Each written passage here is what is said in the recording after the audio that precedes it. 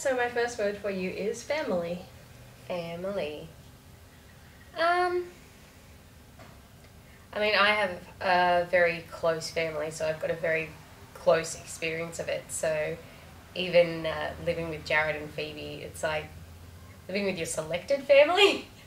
As much as I dearly love my sister, like, it was very hard for us to get along living together because we're biological family, but I think your selected family you can get along with and then visit your biological family and love them just as much. Cool. Alright. And that kind of smoothly goes on to the next one, which is friends. I think this year especially you hit an age where you really have your select few friends that you go to, and it doesn't, like, you can go and sit down not having seen each other for months and just pick up from your last conversation and keep going. And I think that's the sign of a really good friendship. And I think even just watching some of my younger friends go through it now, where they're starting to realise the people that they were around or that were around them were becoming different, or just maybe out of convenience for situations where you're just thrust together and your friends out of that. But yeah, it's really interesting to get to a point where, you know, where you don't get a lot of drunken phone calls in the middle of the night. So if somebody did call you in the middle of the night, you'd answer and be there straight away, or know that, like, you know, say if Jared didn't answer his phone, I could call one of my friends and be like, problem. So I think, yeah, it's getting wiser, getting older. Very good, very good. Very good, very good. Da, darling. Da. Alright, the next word is work. I don't work hard. I would if there was work to do at work, but oh my god, my job is so boring. And I know if I was listening to me say this right now, I'd be like, shut up. You have a job that pays you for sitting around and doing nothing all day. Shut up. But like, you can't even, there's only so much cleaning you can pretend to do when your boss is around, because I've cleaned the whole office. I've filed everything that there is. There's just nothing to do. But yeah, I would like a new job. If anyone out there is looking to hire this, I will work hard for you. I do work hard now when there is work to be done. I work hard all the time. Do it. It'll be fun. Alright, and study. I'm in my last semester of uni, finally. It's only taken me, 5 years? Because I got halfway, not even halfway, probably 2/3 of the way through my criminology degree. I went to Europe and came back and was like, I don't want to do that anymore. I want to study writing. So I'm finally to the end of that. And people are posing the same question to me, so what are you going to do with your degree? And I'm like, do a postgraduate in something else? Somehow turn it into something useful. Try and make it a job? I don't know. Again, anyone looking to hire me. But yeah, no, study is exciting for the last semester. I've got the same tutor that I've had a couple of subjects in a row, and he's just so monotone and so boring, but if you actually listen to what he's saying, he's really, really funny. It's just not in the delivery at all.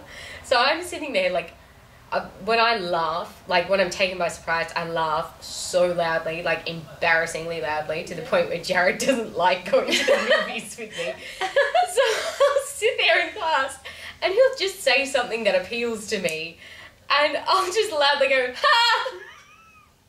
Every time. And everybody looks at me. But at least he feels funny. He is. Affirmation, yes! When you actually listen to him, he's a really funny guy. Money. Oh, money. It's not a topic I'm well versed in because I don't have a lot of it. I don't have a particular interest in acquiring a lot of money. I just want enough to provide a happy life, and that's about it for me. The rest of the money can go to fixing things in the world, you know, like buildings that are falling down. Oh, you know, and those people that are dying, but we'll get to them. Whoa, don't be pushy. Speaking of which, check the description for my donation link to my World's Greatest Shave page. Her boyfriend's also doing it, but that's less important. Donate to me. He doesn't actually care. If you hire me, I can help you donate to her. See? I can bring you great affluence that I cannot bring myself currently. Hire her and donate to me. It would totally be worth your while. That was pretty much the end of my knowledge on money. I'm bored by money. I'm bored by people who have money. Just fancy cars, fancy pants people. No, they probably deserve it. And if they don't, then... Assholes. Then they're assholes. That's...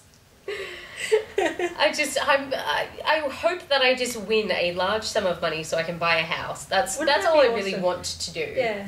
I kind of want to just win lotto without having to go and buy a ticket. Can you just deliver me my winnings for being me? That's right. I don't want to have to buy a ticket every week. I love my car, even though it's a heap of crap.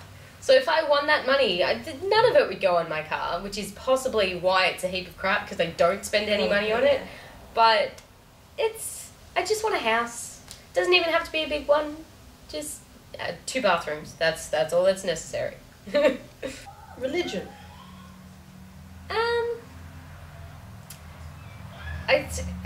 Facebook is an interesting thing sometimes. Like, even we were talking about this earlier, the young boy who was manhandled by the police officer at Mardi Gras, and then the video coming out later of him. When that first video came out, I was really pleasantly surprised by the diverse reactions of people. Like, normally Facebook is the first place people go to vilify anyone or anything they see, just to condemn it all. And everyone was really open-minded, going, don't know that we're getting the full story here. That was what most of the statuses were, if you could verbalise that noise. Yeah. And so I think religion is a really interesting thing, is in that I see that developing as well. And I guess it's just my friends are getting older and I'm getting older because I'm a hag. Shut your young face. Right? How old are you now? 23. Yeah, exactly. How old am I at the moment? Oh my god. Shut your face. BT dubs. Just so. Yeah, just so. right, yeah. There is a girl on my newsfeed, and I'm not naming names, but... It's me, isn't it? No, she's my age. And she put up one of those things the other day of, share or this dead girl will come and get you in the middle of the night. I'm like, bro, what are we, 12? Like, are you still really scared of this shit? Why am I seeing this? Why are we friends? Like, anyway, so back to religion.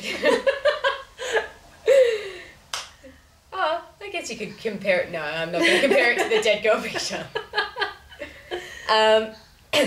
No, it's really interesting to see people finding their faith in different ways. And my only thing was my dad's quite strongly Catholic, and so that kind of faith is instilled in me. And some of the Pope memes were funny, I'm not going to lie. I really enjoyed some of them. But then some of them were just, like, there was a guy I deleted over it because he just put up this big rant about, oh, aren't you meant to be the messenger of God, blah, blah, blah. And I was like, okay, you're clearly not very Catholic. You have no idea what you're talking about. And the second thing was, this guy's got a pacemaker. He's an old man. He's just a man. Yeah. Anyone can be a spokesperson to whatever faith they are. Whatever God they believe in, they are the ones who worship and are free to do that. And my issue is not when people give their opinion, but when they are ill-informed and give an opinion on somebody else's faith or religion. If you're going to make an opinion public, at least look into it and see if it's a good opinion first. Yeah. Even it's like it's the internet. That's common sense. That's right. People go on there to take the shit out of anyone and vilify people. That's right. That's the job of the internet. You're opening yourself up for that kind of abuse. And I guess at the end of the day, religion comes down to whatever makes you feel most at ease with the idea of death, loss, grieving, and whatever makes you feel at ease with the idea of how we came to be here and what our purpose is. I guess my purpose is eating food because that's all I seem to do. Worship food! Mickey D's! Yeah. Well, at least that comes with kind of like icons. You can worship Ronald McDonald, Birdie. Birdie could be like goddess of fertility. The Virgin Birdie. And Grimace can be the god of gluttony. Oh, nice. And I'm not sure what Hamburger would be the god of. God of the criminal. Coveting. God of coveting. Coveting, that's right. So, yeah, we could set up a whole church of McDonald's with all the different gods. We'd have to have really wide pews. And strong. Yeah, strong, sturdy. Very well supported, wide, heavy seating. I'm loving it. Well, we were just talking about food, so go on talking about food because that's the next one. I freaking love food. I could talk about food forever. Go right ahead. I learnt I could cook when I moved out of home. And it's not like it takes much skill. Like, it's just me following recipes. But I never wanted to do it when I was at Mum and Dad's house because, like, I'd be wasting all her ingredients if I stuffed it up.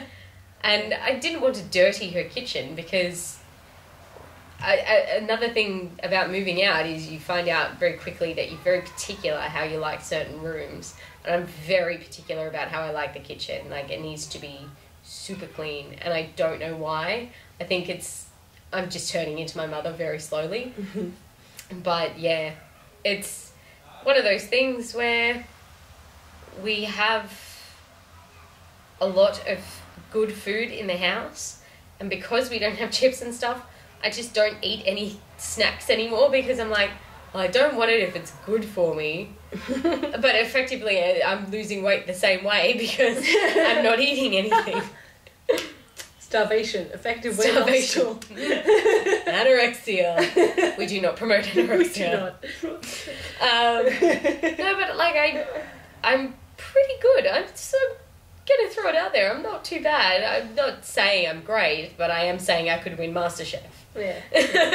Who couldn't? Please, everyone knows crap. Voice. MasterChef.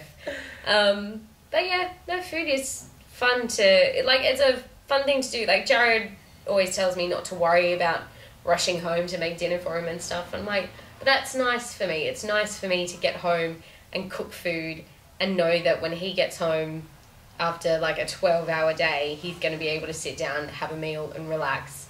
And I can just clean up in the kitchen and we can just then relax for the night. It's not going to be one of those hectic things of, oh, I'm still cooking the potatoes and I'm still doing this, so if you could help do that. Like, it's the last thing you want when you walk in the door. So yeah, I think it's nice. And I think it, brings us back to family. Like, I think my family tends to bond over meals and wine. And to kind of... I know that Jared's family are very close as well, so I don't want...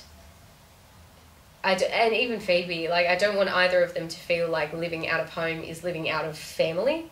Like, you're in a family, you're having dinner, you're bonding over wine, except for Jared. And Zach, because he's wine. We do not condone 1-year-olds drinking wine either. We do not condone it. No, we do not. Docs, if you're listening, we don't do it. We don't. I don't even have a 1-year-old. I don't either. He just lives with us. I don't know whose baby he is. No, it's Phoebe's baby. We didn't steal the baby, Docs. Oh my god, I'm sorry. Pets. Oh, actually, I was having this conversation the other day. I've always grown up with pets, so I grew up with 2 German Shepherds, named Jazza and Jade, and they were my parents. My parents, the first day they moved in together before they were married, bought Jazza and Jade. And they passed away when I was about 7. And after that, Mum was like, no more dogs, because that really broke her heart. Like, that was really hard for her. Yeah. And when Samara was about 14, she had a friend whose parents owned a pet store, and a little dog got refunded to their store because he had a limp, and we reckon the owners must have stepped on him or something. But the fact that he was refunded and, like, he was damaged goods so they couldn't sell him, like, it's a dog. Anyway, so we took him, and he's our little fudge. And so we got another dog to go with him named Honey. And they're the cutest little puppies in the world. Like, I love them to bits. But after moving out, because we're not allowed to have pets, and we have Zach, so not saying Zach is like a pet, but he's a little baby boy that's learning how to walk and talk and do things. He's as entertaining as a pet and as loving as one, because he gives you little kisses now. You go, hey Zach, kiss, and he'll just go. But yeah, and I walked out of Mum and Dad's house the other day. I'd been playing with the dogs, and I said to Jared, is it bad that I don't feel as attached to them now because I'm not around them all the time? And I said to him, I think if he and I moved out, I don't think we should get a pet, because my sister did it first thing when her and Paul moved out. They got a cat and a dog, and now whenever they go away somewhere, they have to organise the cat and the dog, or they, you know, if they want to stay late somewhere, they have to go, oh, we've got to go home and feed the dog, and then we'll come back. It's just one of those annoying things where you want to be able to go out and still live your life. Yeah. So that's my opinion on pets. I like fish, though. I would have a pet fish. Like, I want a big wall aquarium, though. Again, if I want a great sum of money, I would have a sim house. It would just be the best. Oh, the best. Hot tub in both of our bathrooms. Click. Giant pool in the backyard. Basically takes up the entire backyard. But then take the steps out. Oh, man. All the things we could do if life was more like The Sims. Yeah. Control C. Mother load cheat. $50,000. Thanks very much. Or even just having someone come in, lay your whole floor with carpet, and go, no, I don't like the way that looks. Next. Delete. Sleep. I've never been one of those people that needs much sleep. Like, when I'm sick, I can sleep in, but I never sleep in past 7 o'clock, even weekends. I go to bed early, though. I'm a bit of a nana now. And I don't know, it's one of those things where I've never really enjoyed staying out late and going partying till 10 o'clock in the morning. Maybe not 10 o'clock, that's an exaggeration. Maybe 4. No, I've done the being out all night thing. It's just, it's not enjoyable to me. What is enjoyable to me is to be able to get up the next day, feel fine, and be like, that was a really good night. Yeah. Now it's going to be a really good day. Woo! Yeah. And again, like, my idea of a really good day is like going for a run and then enjoying the sunshine with my parents, or, you know, sitting out the back and pulling out weeds while playing with baby, you know. It's a different idea of fun now. Where I remember when it used to be fun to go out, but I also remember I was always really reluctant to go to the city because I was like, city. So much so effort and money. Books. I like books. Books are one of my favourite things. We, upstairs, Jared we bought, not matching bookshelves, like, we're not his and hers, but we bought similar coloured ones, and his are on their side full of DVDs, and mine is standing up full of books, last 2 shelves DVDs. And he's like, oh, you're wasting all that space. And he hates reading, loves reading the newspaper and stuff, but just can't see the appeal in reading a book. Yeah. And he said to me, well, if you've read them, why don't you get rid of them? And I'm like, you've watched your DVDs, why don't you get rid of those? Like, it's the same premise. But I really enjoy book series and book books that get turned into movies that you can watch and go, no, that house is wrong. Yeah. You've set it up wrong. Yeah. That's not how the house is. But again, it's opinion. It's not wrong. Yeah. But it's interesting to consider how you form that image in your head, because it just happens. Like, you don't go through a process of reading it and then go away and do a sketch of what you think the house looks like. Your mind just constructs it. Yeah. The same way you just read someone's voice a certain way. Like, I've never heard Jared swear in the 3 years that I've known, 4 now, that I've known him. Like, he has never sworn in front of me. And he got me to text his cousin the other day, and I'd seen some of their prior messages. And in one of them, he swore in the message to his cousin. And I was reading the whole message in his voice, and I got to that word, and I just couldn't picture it in his voice because I've never heard it. And it was really funny to me because I never realised that I read his messages in his voice when he sends them to me. It's weird. But then when I try and do an impersonation of his voice, I just sound Leb, so it's not Leb. When I do an impersonation of anyone, I make them sound Leb. Like, be like, Penny called me the other day and she's like, yo, what up? I was wondering if you want to come down to Wollongong, baby. I'm filming this video, boo.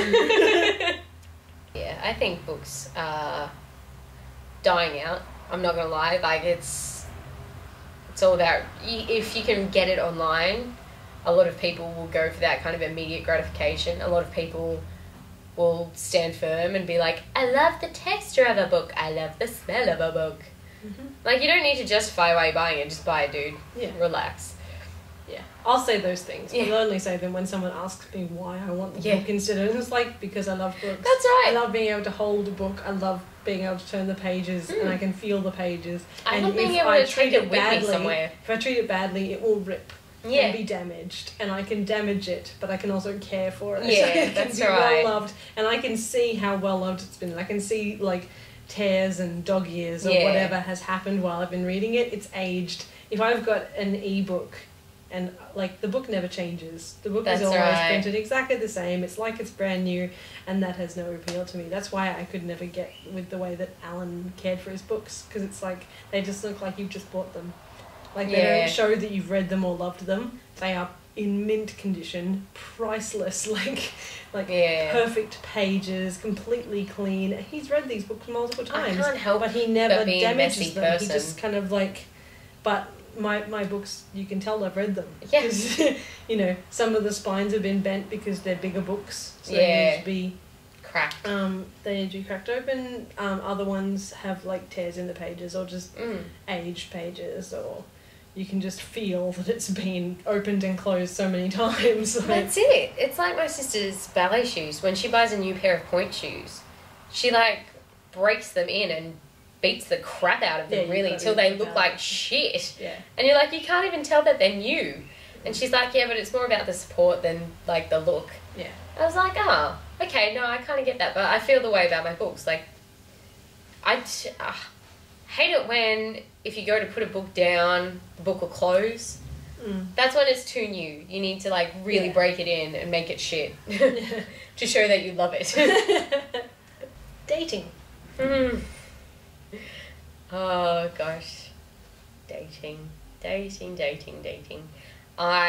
Before I dated Jared, I had just split up with someone that I really, towards the end, we didn't enjoy being with each other at all, and it was a really horrible breakup. And it was the first time I realised I've never actually been single and been on grown-up people dates. So I did that. Didn't go so great. Some people were really weird. A guy wrote a poem for me. I remember that.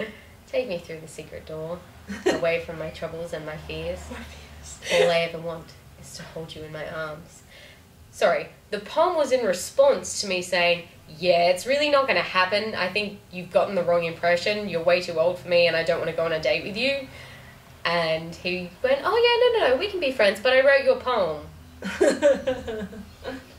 Friends don't do that. And then there was one guy who I found out on the date didn't drive, so he'd caught a taxi there. Yeah. So I said, you know, in the most romantic fashion that I would drop him home. He didn't have a front door, Penny. There was no front door on his house. I was like, it's one of those things where I know that I'm financially, when I was living with my parents, I was brought up financially well off. Like, I was never spoiled. Their money is not my money. But, you know, I've never lived in a house without a front door. Yes. And again, it's one of those things of, that was a thing of, I'm genuinely not being superficial. You and I don't have common experiences. Like, we're not going to see eye to eye on a lot of things. And I can tell that already because your life has obviously been very different to mine. And a lot of what I say without even thinking would piss someone like that off, because I know, like, I hear myself say stuff sometimes. I'm like, ooh, probably shouldn't have said that one out loud. But it's just, dating is weird and it's really hard. Like, some people are just so odd, and it's for some reason always the odd ones that want to stroke my hair that approach me. There was one nice guy that I went on a date on, but it was just nothing really. Yeah. Then again, I was hanging out with Jared the whole time, and so that was one of those things that was just going to happen. Yeah. Regardless of who I went on a date with. It wasn't even the better option. I was just waiting for him to make a move. He took his sweet ass time. Because I'm lazy, but I just don't approach people. Yeah. Because I'm a lady. Like to do ladies things. Yeah. Yeah, there was no way I was going to do any kind of casual dating after I broke up with Jess, because as was my better option. Yeah. Smooth transition, really.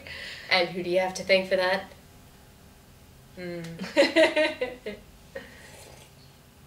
I remember that night. I remember it well.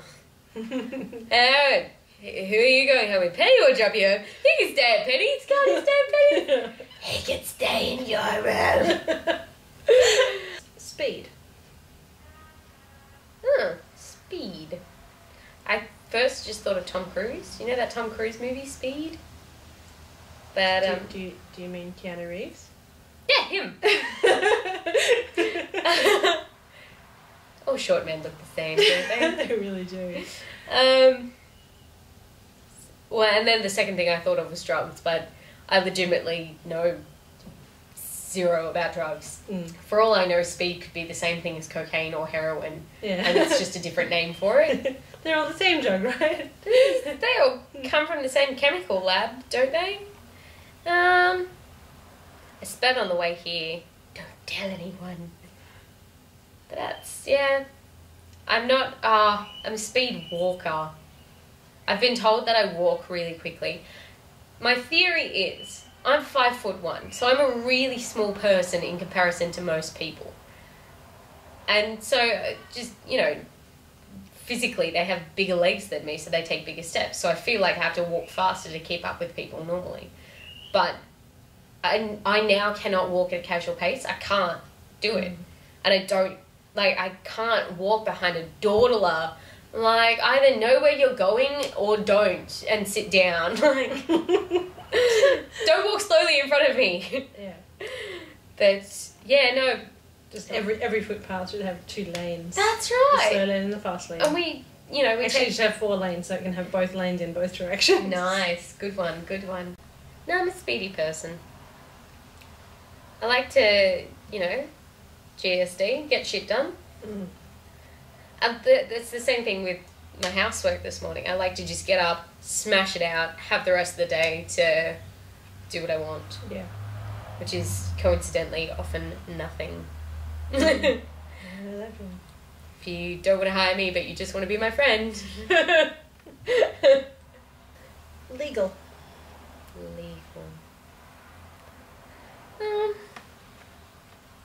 I think there's a lot of things that people pass off as morally okay because they're legal. And I think there is a big difference between things that are morally okay and things that are actually illegal. But I think it's also knowing the difference between making excuses for why you're doing a bad thing between, like, there's bad things and wrong things. And a bad thing can be a wrong thing, and a wrong thing can be a bad thing. Getting off topic here. I'm losing myself in my pretty words.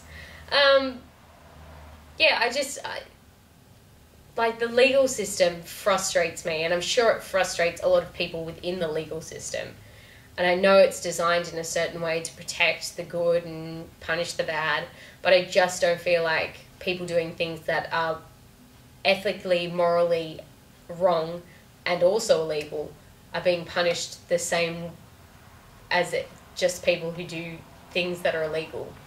Sorry, I feel like they are being punished the same as people who do things that are illegal. And I feel like the fact that, okay, so if you're up on assault charges, and your assault is a minor, you get the same punishment as someone who's assaulted an adult. And the difference is an adult is physically capable of defending themselves a little better against you than a child. Like, and it could be a different circumstance. It's morally, like a bar fight. that's it. It's not necessarily it's morally, ethically wrong, but it's the same legal principle, and it's that differentiation. I'm just studying juvenile justice as one of my units at the moment, and they were talking about just criminal capability. There was a boy in Macquarie Fields a couple of years ago who was 11. He had the mental capabilities of about a 6-year-old at the time, and he threw a 6-year-old boy in Macquarie Fields River. Do you remember this? And the little boy drowned. And the prosecution was trying to get him up for manslaughter, trying to say that he was capable of the malicious intent to hurt this boy. He was capable of understanding that throwing a boy in the river is not a prank. It was a life or death situation, and the result was going to be death. And he ended up getting off and not getting charged with anything. But it's one of those things of what he was doing was being a bully, and that's morally, ethically wrong, and it resulted in this boy's death. But because he was a child, and because he wasn't capable of understanding that would result in death, it wasn't illegal. It's one of those things where there should have been some form of, even a program that he was enrolled in, because that would have been a lot for him to deal with for the rest of his life, and it could have easily scarred him enough to send him to a dark place, or, you don't know. Although, oh my god, did you see the video of the judge who sentenced the 14-year-old girl? Yeah. He's like, adios. I'm like, yeah, bitch. I love that so much. I love it. Was like, that's what you get when you're a stupid little bitch to somebody who is currently deciding your fate. Like, that's right. You stupid idiot. Death. It's the circle of life. It moves us all.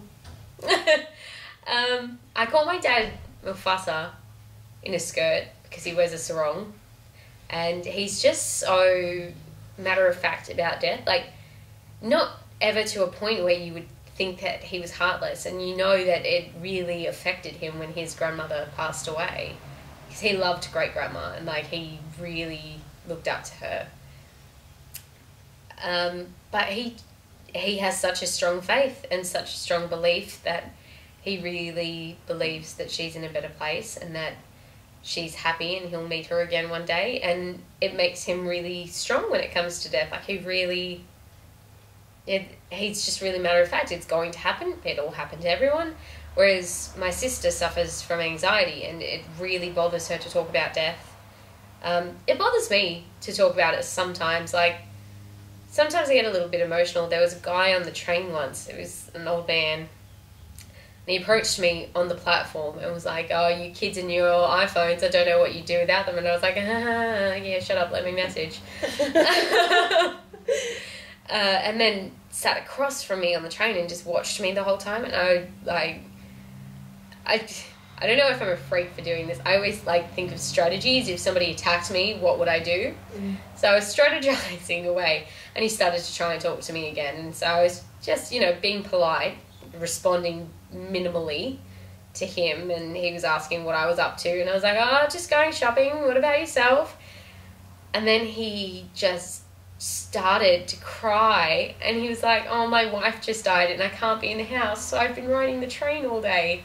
And it even chokes me up now to think about it. I was like, I don't know how to make this better. Do you want $20? Will $20 make it better? Like, how do I make you stop crying? I feel so bad. That's one of those rich girl moments. It's one of those rich girl moments. Oh no, I'm uncomfortable. Money. Is the pain gone yet? Is your life worth $20 to you?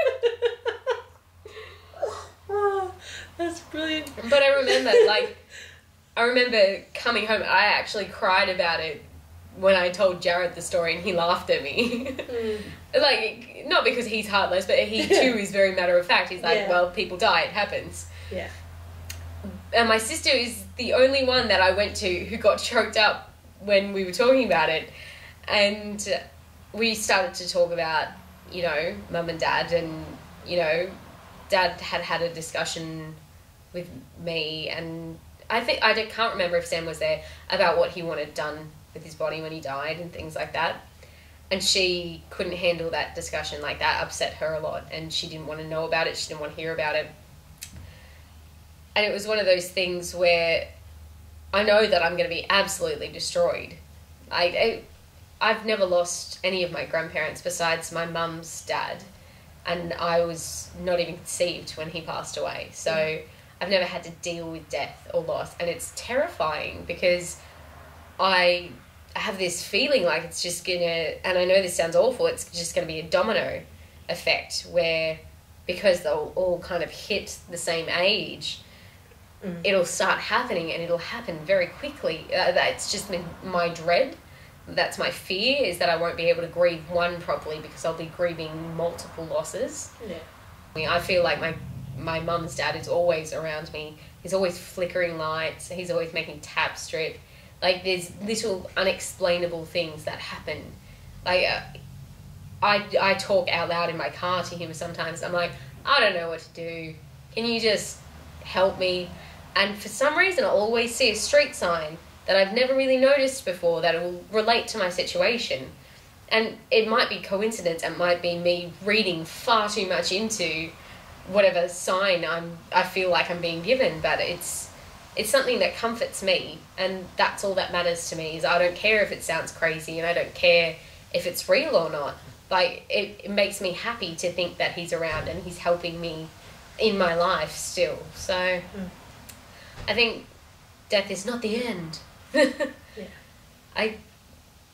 But it is a fact of life, and I'm caught in between being able to process it the way my dad does, and terror, like absolute fear of death. Yeah.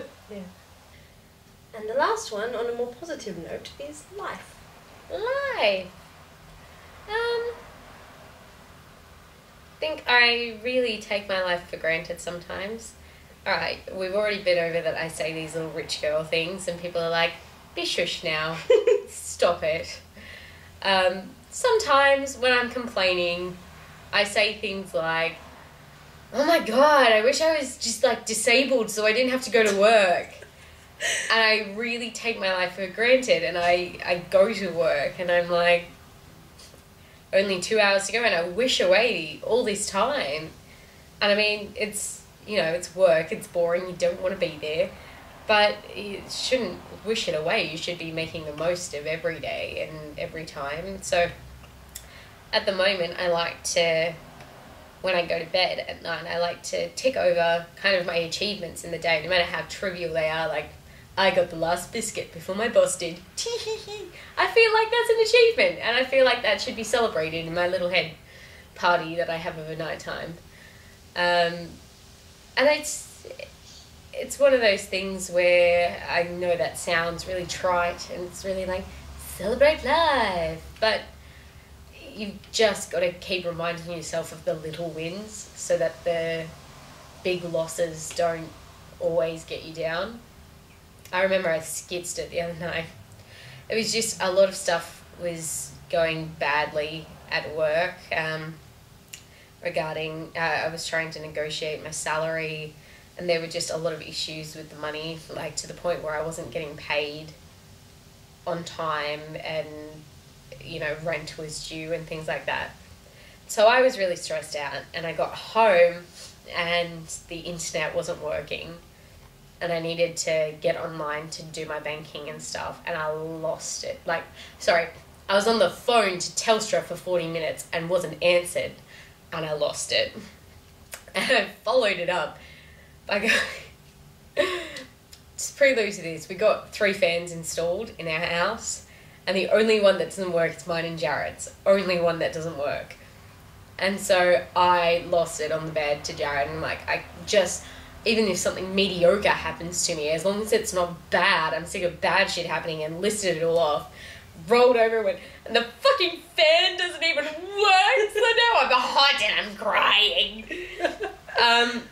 But it was like, from that day, I started to, at the end of the day, go, instead of go, oh, I had a bad day, blah, blah, blah. That's what I gave up for Lent. I gave up complaining that I had a bad day. So I always go home now and I tell Phoebe and Jared that, you know, what was your day like?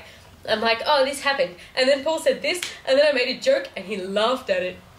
Win! This guy, I made a joke at him. Okay. We have a lot of Asian clients.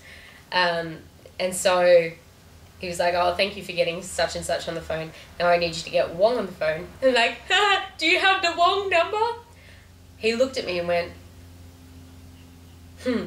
that's funny, and walked out. For those 2 seconds, I thought I had lost my job. My head went straight to, oh shit, I've done it. I'm out. The end. But the other day I made a joke. I had one of those, you know, the mullet skirts where they're short at the front and long at the back. And it must have been the first time he'd seen me standing up that day. And he was like, oh, somebody like cut off half your skirt. Oh no, it was 50% off. He laughed straight away. He went, that was funny, 50% off. Chuckled all the way back to his office. I'm like, I'm the best! I'm the funniest person in the world! So yeah, I celebrate the little wins in my life at the end of each night. And I think that that's a really positive way to put into perspective. I go upstairs in a nice house and I go to bed next to somebody who, as much as we joke, we do really love each other. And, you know, I live with someone who is my best friend, her beautiful son, who actually likes me. He gets super excited when he sees me. And I'm not normally a baby person, but I think he's super great. And I'm extremely lucky. At the end of the day, my car floods when it rains. And you get to your car and it's full of water. Like, what do you do? And it's one of those things where no matter how many times my stupid car will flood, I can always go inside and be like, hey, guess what, Phoebe? My car flooded. We can have a laugh and we can sit there with an ice cream bucket scooping the water out of my car for an hour. It's one of those things where if you let it be the defining moment of your day, then you're not going to have a very good life. That's my theory on life. Very good. Let's recap. Hire me and donate to Petty. Her link will be underneath this video. Yes. She'll be shaving off all her beautiful hair. It's currently up in a bum. In a bum. It's in a bum. It's in a bum. It's in a bum right now. Bum. But yeah, in 7 days. 7 days. This time next week. This is how many 7 is. This time next week I'll be bald. So, but yes, the 5th time I've done it, and I'm very excited. It'll be great because then I won't have to just have hair tied up all the time. I don't let it out anymore. It's like as soon as I wash it, it's got a life of straight its up. own. It's too hot to have down. So yeah, I'm really looking forward to getting rid of it. And then me and your boyfriend can be bald buddies, both bald. And all the proceeds go to Leukemia Foundation. Yes. Finding a cure, treating the little children suffering from it, and adults. Yes, also adults. Yeah. But more the little children because they're cute and stuff. And it's more prominent in little children. You're supposed to care about them. Anyways, this has been Penny. That's been Paige. Thanks very much for watching. Bye! Bye!